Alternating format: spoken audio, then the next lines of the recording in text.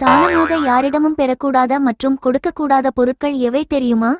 வலது கை கொடுப்பது இடது கைக்கு தெரியக்கூடாது என்பார்கள். அதாவது தானம் கொடுப்பதை பெரிதாக சொல்லி பெருமைப்பட்டுக் கொள்ளக்கூடாது என்பதற்காக இது சொல்லப்படுகிறது. தானம் கொடுப்பது சிறந்த செயல்தான் என்றாலும் தானம் பெறுபவர்கள் சில பொருட்களை தானமாக பெறாமல் இருப்பது நல்லது. ஆன்மீக ரீதியாக பயன்படுத்தப்படும் சில பொருட்களை இலவசமாக கொடுக்கக்கூடாது. இவை குறிப்பிட்ட சடங்குகள் அல்லது வழிபாடுகளில் பயன்படுத்தப்படும் பொருட்களாகும். உடைந்த அல்லது சேதமடைந்த பொருட்கள், தனிப்பட்ட முறையில் பயன்படுத்தப்படும் பொருட்கள், சில உணவுப் பொருட்கள் போன்றவற்றையும் தருவதை தவிர்க்க வேண்டும். பூஜை அல்லது வழிபாடு செய்ய தேவையான பொருட்கள், குறிப்பாக நெய், கற்பூரம், குங்குமம் மற்றும் புனித நூல்கள் போன்றவற்றை யாருக்கும் இலவசமாக கொடுக்கக்கூடாது. இவற்றை அப்படி தருவது நல்லதல்ல என்று கருதப்படுகிறது. வஸ்திர தானம் என்பது மிகவும் நல்லது, ஆயுளை நீட்டிக்கும். ஆனால் அதற்கு புதிதாக வாங்கிய துணிகளைத்தான் தர வேண்டும். நாம் பயன்படுத்திய துணிகளை தரக்கூடாது. தனிப்பட்ட முறையில் பயன்படுத்தப்படும் நகைகள், உடைகள் அல்லது மருத்துவ பொருட்கள் போன்றவற்றையும் பிறருக்கு கொடுப்பதை தவிர்க்க வேண்டும். பயன்படுத்திய அல்லது உடைந்த பொருட்கள், குறிப்பாக வீட்டு உபயோகப் பொருட்கள், பொம்மைகள் அல்லது எலக்ட்ரானிக்ஸ், சாமி சிலைகள், போட்டோக்கள் போன்றவற்றை யாருக்கும் இலவசமாக தருவதும் சரியல்ல.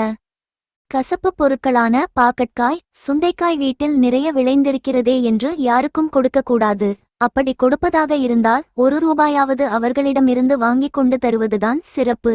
இல்லையெனில் இருவருக்குமான உறவு கசப்பில் முடியும். சேப்பங்கிழங்கு, முள்ளங்கி, பாகற்காய் போன்ற காய்கறிகளையும் யாரேனும் கொடுத்தால் தானமாக வாங்கக்கூடாது. மகாலட்சுமி வாசம் செய்யும் உப்பை யாரிடமும் கடனாகவோ தானமாகவோ பெறவும் கூடாது, கொடுக்கவும் கூடாது. இரும்பு பொருட்கள் சிறு ஆணியாக இருந்தாலும் வாங்க வேண்டிய அவசியம் ஏற்பட்டால் ₹1 கொடுத்துவிட்டு வாங்குவது நல்லது. கூர்மையான பொருட்களான சேஃப்டி பின், குண்டூசி போன்றவற்றையும் யாரிடமும் வாங்கக்கூடாது. அவசரமாக தேவைப்பட்டால் கைகளில் வாங்காமல் அவர்களை தரையில் வைத்து விடச் சொல்ல வேண்டும். பின்பு எடுத்துக்கொள்ளலாம். அதேபோல் யார் எதை கொடுத்தாலும் வாங்கி வந்து நம் வீட்டில் வைத்துக் கொள்ளக்கூடாது. நமக்கு சொந்தமில்லாத பணமாக இருந்தாலும் சரி, பொருளாக இருந்தாலும் சரி, இலவசமாக கிடைக்கிறதே என்று வாங்கி வரக்கூடாது. யாராவது எவர் சில்வர் பாத்திரங்களை இலவசமாக தந்தால் வாங்கக்கூடாது.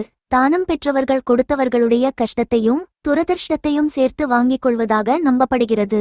அந்த காலத்தில் வீட்டில் உள்ள பெரியவர்கள் இரும்பு சம்பந்தப்பட்ட பொருட்களை கையில் கொடுக்காதே, வாங்காதே என்று சொல்வது அதற்குத்தான்.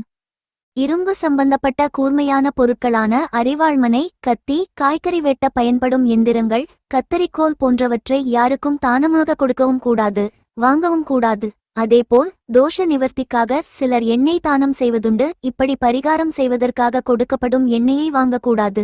எண்ணெயை தானமாக பெற்றால் உடல் நலக்குறைவு உண்டாகும் என்று சொல்லப்படுகிறது.